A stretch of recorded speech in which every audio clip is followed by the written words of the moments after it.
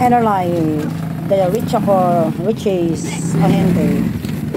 Sira yung ilaw namin dito. Ayan na, ang mga delivery boys.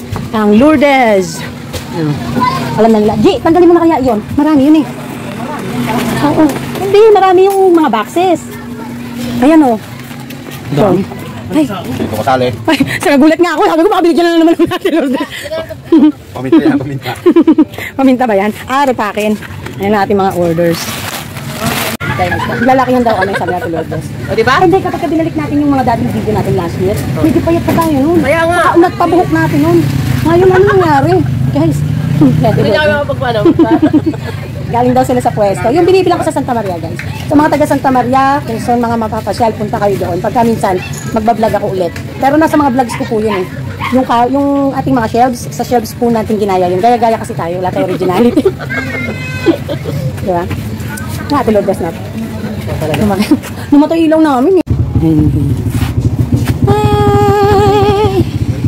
Ayan, hi guys, Mami Park is here. So, ito na yung t-shirt ni ano. Hingit na hingit si Angge. Yung t-shirt ng Ace, ayan. Ang ganda niya, ang ganda ng tela niya. Lakas makasyawa. Pero may natanggap naman t-shirt si Angge ngayon na Marlboro and Fortune, no? Kasi naalala niyo yung mga ganito. Marami ako naitabing mga ganito, guys. Ito ang pinamigay natin ngayon sa ating mga tambayers. So, hindi na ako nag-capture ng video kasi sinisikret ko nga kasi din yung iba syempre magtatampo, 'di ba, no? So nagpamigay na tayo ng dishwashing today. Nagunti-unti na tayo sa ating mga suki. Grabe, ang dami nila. Ang dami nila, G, no? Apat. Hindi pwera pa yung ano? Pwera pa yung liter. Tapos pagkakasari, mayroon lang akong piling-pili talaga na nakatanggap ng t-shirt, payong at saka dishwashing, no?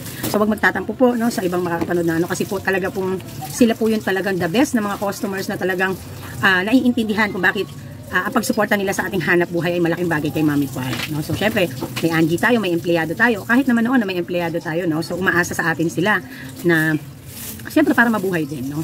So sa tambayers halo, ito, tsaka ito. Yan yung mga pinamimigay natin. Sa mga nakasave na yan sa mga tambayers, no? Yung kasi yung mga bumibili sa akin ng mga alak ng mga tambay na yan, hindi lang naman alak binibili niyan. At kapag ka po gabi, sila po ang aming taga bantay sa amin habang nakatambay sila, nandito kami nagtatrabaho, nagtitinda, tinitingnan din nila kami, no? So kumbaga ba sila ang aming bodyguard, o diba? Kaya alam nila po yung mga boys, no? Mga tambayers natin. So yun ang ating mga pamasko sa mga adults. And then iba pa yung sa schedule natin sa mga bata na Christmas party. And pag-iisipan pa ng Mami Park yan kasi syempre hindi naman biro ang gasto sa ganyan, no? Ayan guys, yung aayusin pa namin. 3 sakong almighty na sabon, blue, green at pink. Tapos meron tayong 25 kilos na malagkit doon. Tapos ilang, marami yan guys. Marami yan ako. Oh, ayan. Ayan guys. Oh, marami yan ako. Ang total po niyan ay almost 22,000. Ang order natin kay ate Lourdes. Ayan guys, magre-refill na naman tayo ng ano, kumukuha si Angie. Magre-refill na naman tayo ng ano, pero bakasyon na, no? Magre-refill. Tapos umorder na tayo ng pang-stock para next year. Ayan, magre-refill na naman tayo ulit. Pang 5 refill ko na yata to guys, mula nung nagpasukan.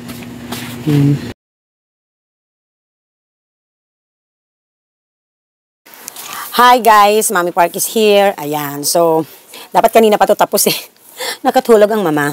Okay, anyways guys, let's do shout out first sa ating isang video and then meron tayong sasagutin na tanong. So napakaganda ng magiging topic natin for today's video kasi this is exact what we learned from our way back college ang Mami Park. So all of these are part of management and marketing. So ang ganda talaga ng topic natin. Gustong-gusto ko ito. Marami kayong matututunan. So please do watch. But before that, mag-ano muna tayo?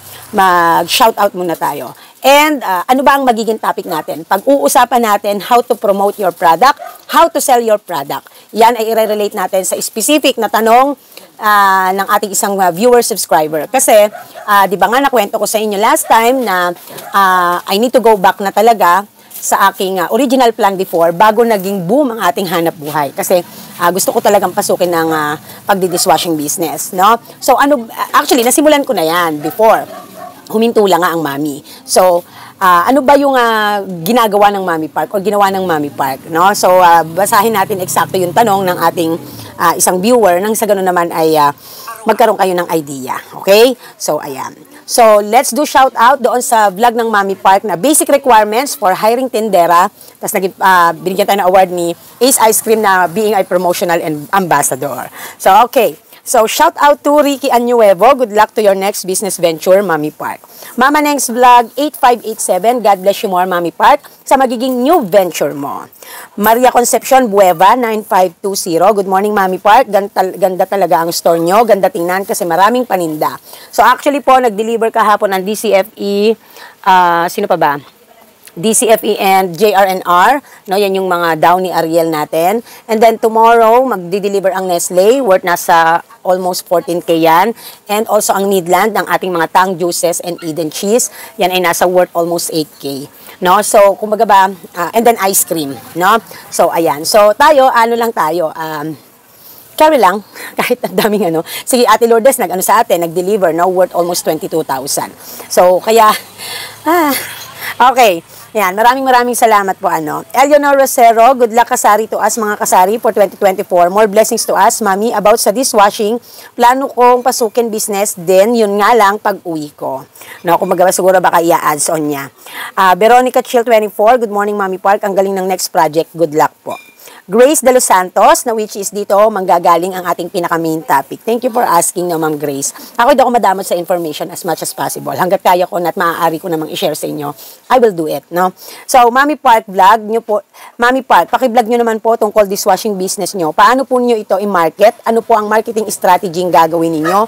Kasi pinag-iisipan ko pong gawin pandagdag income sa tindahan ko talaga. Quezon City po ako.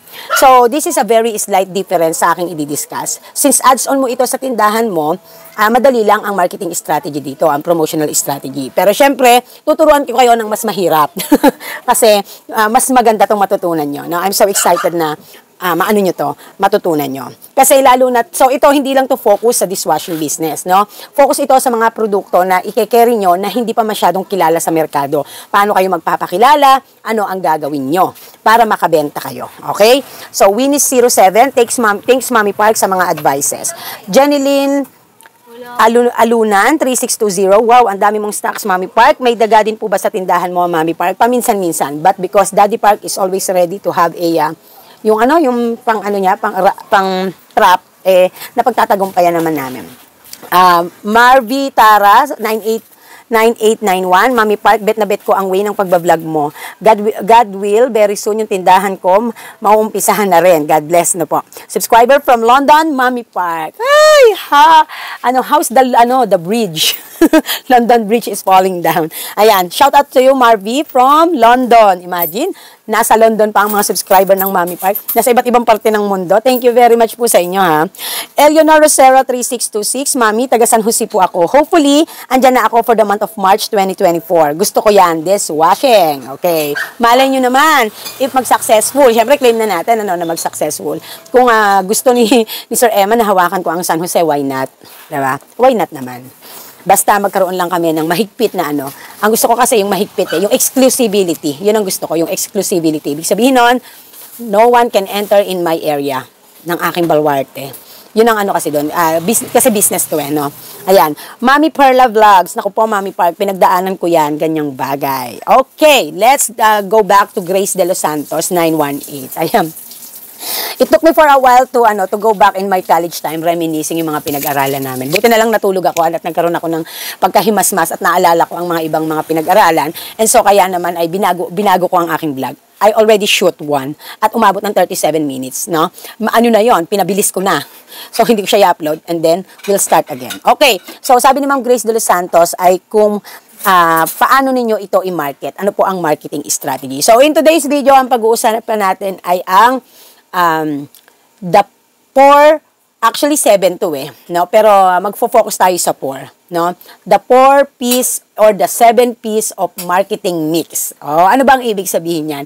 Ito po yung mga important things to consider, mga factors to consider bago ka sumabak sa iyong produkto na ibebenta. Ano ang mga plans, mga strategies na gagawin mo?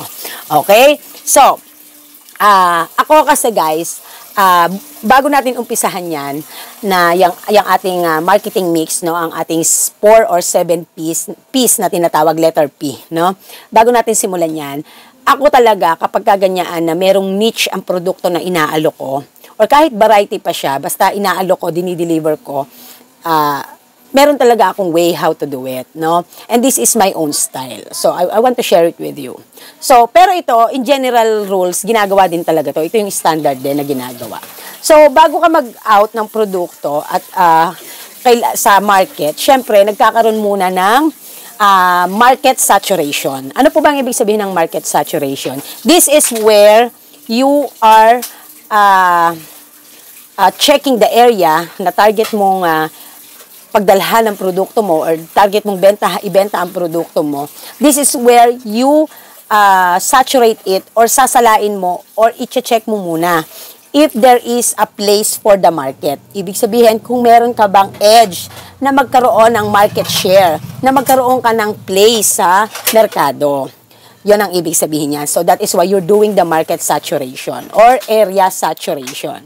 So, pupunta ka sa area, ano ang madidiscover mo dyan. Meron tayong tinatawag na highly saturated at unsaturated. So, sa highly saturated, guys, ito yung area na kapag ang product mo ay merong existing na competitors, titingnan mo kung meron ka pa bang space sa puso ng area. No? Ibig sabihin, halimbawa, there is already existing 4 brands ng product na kinikerry mo or produktong binibenta mo. Ngayon, pang-5 ka. Meron ka pa bang edge para makapasok at magkaroon ng share sa market or customers, no? So, titingnan mo kung saan ka mas magiging competitive among your competitors. Sa price ba? Sa quality? Yan ang mga titingnan mo dyan, no? Yan ang aanhin mo dyan kung sa tingin mo ay you are confident enough na maaari kang makakuha ng market sa isang area, ede go. Magpatuloy ka na sa mga susunod na sasabihin ko. So, kaya tinawag na highly saturated means kasi maliit na yung tsansa or wala nang tsansa at all, malabo na. No, ang probability na lang na may pag-asa kang makabenta doon ay napakaliit. Hindi masyadong compare sa mga kalaban mo, mas malaki yung talagang kanilang market share, no? So ganon. So kaya kailangan ay tinitingnan natin ang isang area, kaya na tayo nagsasagawa ng area saturation or market saturation for us to know if we still have the space or the chance to get a market, no? Ayan. So sa unsaturated naman, meaning is ito yung lugar na hindi pa nakakarating sa mga final consumer ang produkto na kine-carry mo. Ibig sabihin, parang medyo unknown pa sa kanila. Naririnig nila, but hindi ganun ka-available sa lugar. Ika nga, kapag ang isang lugar ay unsaturated pa para sa isang produkto na sikat na dito sa ating lugar, pero sa isang lugar ay hindi pa, parang ang iisipin natin ay mga taga-bundok. Ganon, ano? Kaya, papapansin nyo yung mga biro, taga-bundok ka ba at hindi mo alam ang ganito, ganyan? Bakit wala kang alam? Everybody knows na may existing na ganito. Ikaw di mo alam yon. Parang ganon. Kasi yung palang area nila ay unsaturated. Ibig sabihin, ang produkto ay hindi pa talaga nakararating sa kanila, hindi pa available sa kanilang lugar. So, ito yung mga magagandaang magsimula ang negosyo kasi dito ka magpapakilala. No? Yon ang kagandahan. Kaya kailangan inaalam natin if ang lugar ay highly saturated or unsaturated by market saturation or saturating the area. Okay. So, hindi lang iyan ang ginagawa pagdating sa market saturation, no? Syempre, tinitingnan din natin diyan ay kung anong produkto natin, kung kanino ito meant na ibenta, kung kay sino ang target ng final consumer, no? Kung ano bang age, kung anong gender, kung anong mga business establishment ang pupwede natin na sila din ay magbenta ng produkto natin. To lessen our works, no? Yung hassle. Kasi kung merong magre-reseller, mas maganda, bagsak ka na lang ng bagsak. Let's say, for example, if you are a city distributor, of course, you are hiring a reseller, a sub-reseller, no? Para kukuha na lang sila sa'yo ng product, ikaw naman direkta sa manufacturer, at syempre, para makarating sa final consumer ang produkto. Okay? So, in my part, ako kasi ay magiging city distributor. So, kaya naman, target ko talaga ay mga reseller like sari-sari store, and of course, yung direct na sa mga direct na gagamit na ng produkto, yung final yung final consumer na. Halimbawa, mga offices, mga canteens, restaurants, ganyan. Okay? So, all right. Okay. Now, importante ang market saturations kasi kailangan mapapasok pa din diyan yung salitang ilan ang population, ilan ang household, ilan ang target user. Nandyan lahat yan papasok sa market saturations. Okay? And then, syempre, pag nasaturate na ang area, kasama din sa pagsasaturate ng area, syempre, isama mo na rin yung pagsasagawa ng alamin mo. Halimbawa, you are city distributor, no? Alamin mo kung ilan ang barangay, ilan ang street sa isang barangay, ilan ang mga sari-sari store na nandoon. So, ano ang mga mabibilis na paraan para gawin yan? So, syempre, pwedeng mahirap kasing humingi ng data from the government kasi hindi naman lahat ng mga businesses, no, ay registered. So, there is only two way to do that. It's either nasa Google sila, nasa may website sila, nasa Facebook sila, nasa social media platform sila, or sasadyain mo talaga, you are going to do the field work. Mag-aahente ka, magtitingin ka. So, parang yung ginagawa ko before, no? While nagbebenta ako along the way, nagsasaturate ako, nagbebenta ako, and looking for prospect clients. Ganon. Literal. Actual. Okay. Now, let's go naman to the 7-piece, no? O sabihin natin yung 7-piece para mas maganda. Teka lang, baka makalimutan ko kasi. Okay? So, ang medyo tututukan natin dito ay yung first major 4-piece. Ito po yung common, no? Na known na 4-piece of mix marketing. Pero 7 po ito talaga. So, we are going to go first to the number 1 is product. O, anong produkto ba ang ibebenta mo? Syempre, no? So, kaya mo ginagawa ang kaya mo gagawin ang marketing strategy kasi kung meron ka ng produkto, aalamin mo kung paano mo at ano ang isi-survey mo along the way. Paano ka magsasaturate. So, kaya kailangan alamin mo kung ano ang produkto. Okay? So, number 2 is the price. Sa pag-alam ng produkto, alamin ang ingredients kung kinakailangan, alamin kung ano ang component, saan galing, saan mo yan kukunin, kung sustainable ba or stable ba ang supplies, no? Kasi po pwede naman na yung produktong iaalok ay ready to sell na.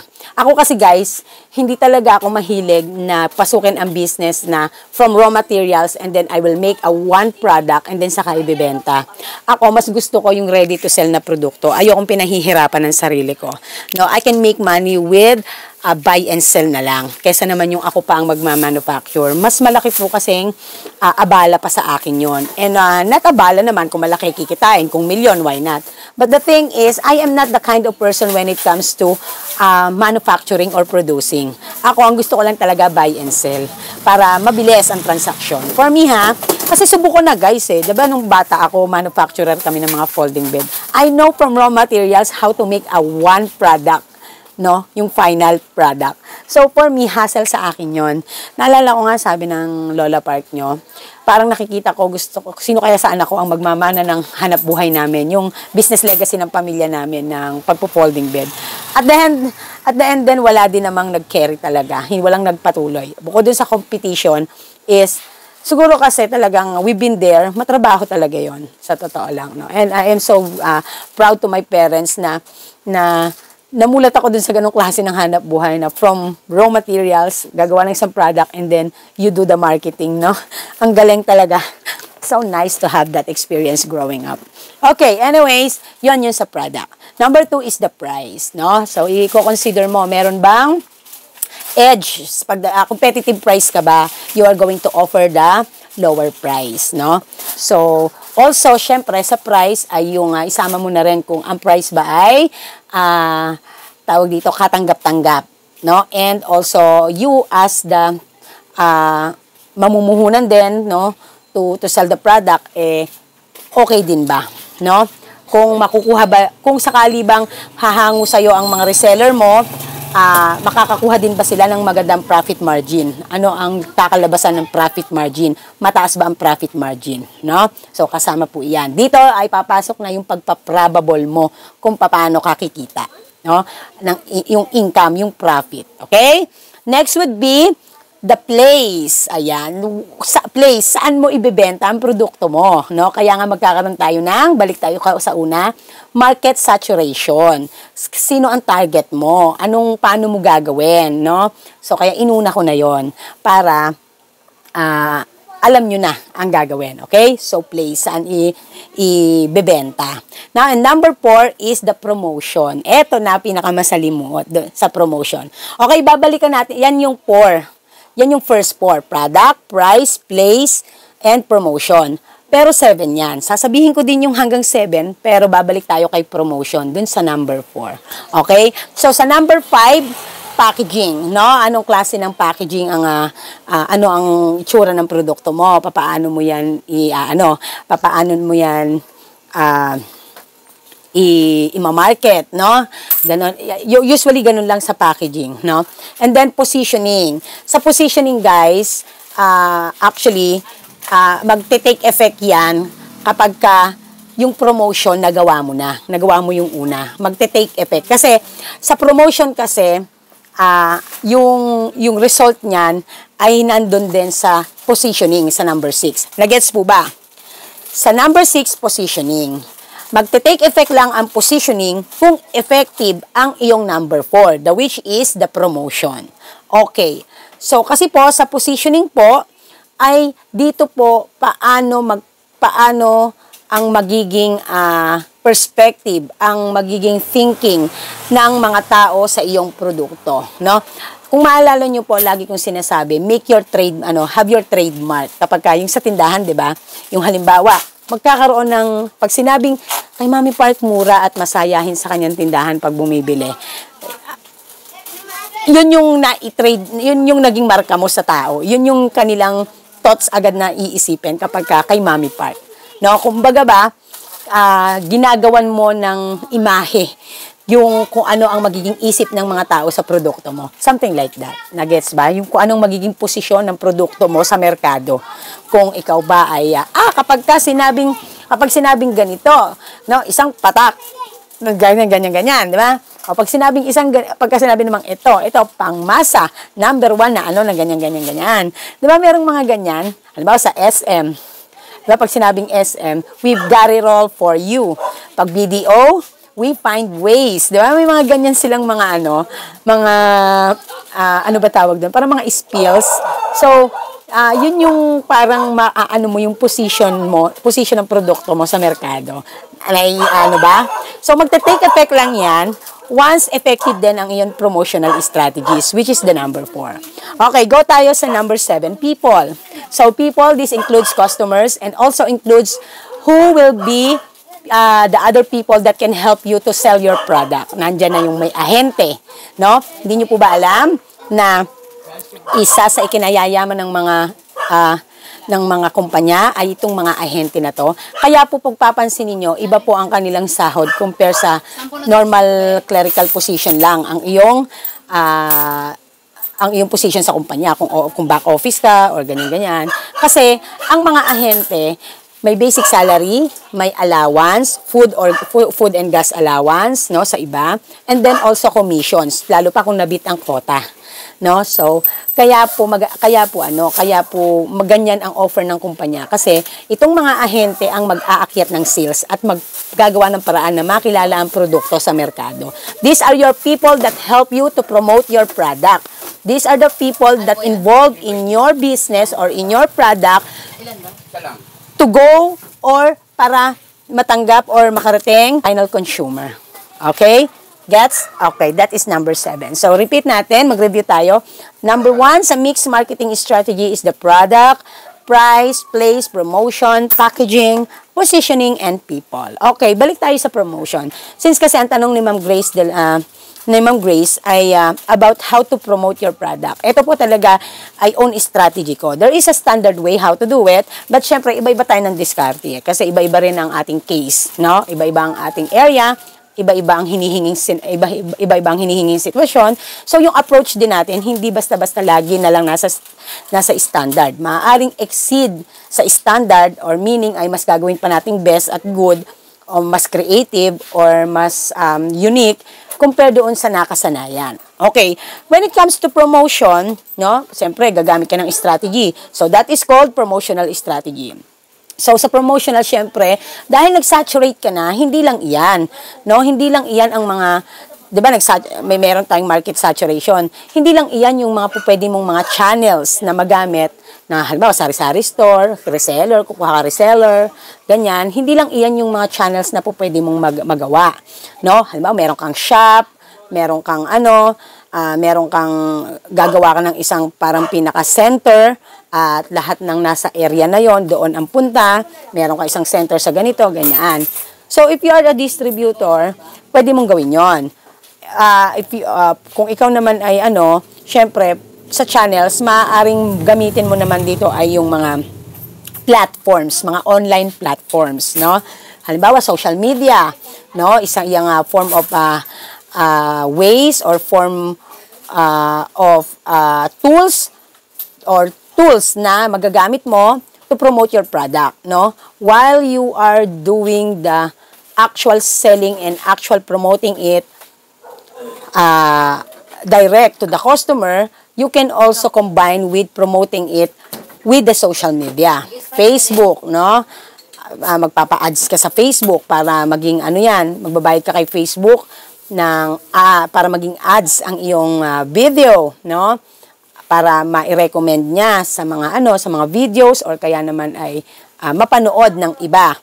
Meron din namang you can just post it online, di ba? Napakalaming online seller, marami silang mga friends, marami silang mga kamag-anak, so sa mga target market nila, nagpo-post lang sila sa Facebook. Online selling. So, also website. You can do your website, you can make a website para doon. People can, while people searching in Google, maaaring ma-recommend ang iyong website, di ba? And then, YouTube. Diba? Marami. TikTok.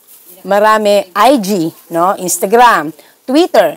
No? Maraming mga paraan how to promote your products and services through platforms. At isa na dyan ay ang iyong social media accounts. Okay? So, sa mga channels naman, you can do a shop. You can have that resellers. You can have that sub-distributors. So, marami. No, you can have ahente, marami ang pupwedeng gawin. You can have the physical store para magkaroon ka ng paraan na ang people ay ma-reach out ka. Kasi sa promotional strategy, ang channels and platforms, ito yung paraan how you reach your customers. Personal mo ba na ibebenta yan? Personal mo ba na ilalako. So, sa part ni Mami Park, pares ko yan ginagamit. Habang ako ay nag-aalok, nagpo-promote din ako sa Facebook accounts ko. No? Hindi nga lang masyado pa sa YouTube. Nagpo-promote din ako. Meron akong page para sa mga bawat city na hinahawakan ko. Meron akong page ng Pandi, meron akong page ng Santa Maria. Kasi, yan ang dalawang city or dalawang town na hawak ko.